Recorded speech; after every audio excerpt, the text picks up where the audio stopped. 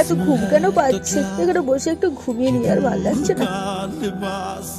না দাদা, তুমি তাড়াতাড়ি মাকে ওষুধটা দিয়ে দাও, নাহলে মা তো জ্বরটা কমবে না। হ্যাঁ, 650 যে প্যারাসিটামলটা আছে ওটা একটা খাইয়ে দাও, তাহলে দেখবে জ্বরটা একদম কমে গেছে।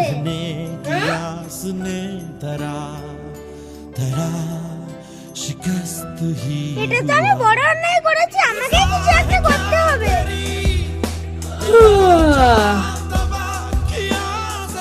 এই কি হয়েছে রে? আমি তোকে চিনি না জানি না, এসেই ধপ করে প্রণাম করছিস, কি ব্যাপার রে? দিদি, আমার খুব অসুস্থ, সেই জন্য আমি তাড়াহুড়ো করে যাচ্ছিলাম আর তোমার পায়ের উপর পা দিয়ে চলে গেছি। আর আমার বাবা বলেছে বড় থেকে পা লাগলে প্রণাম করতে হয়।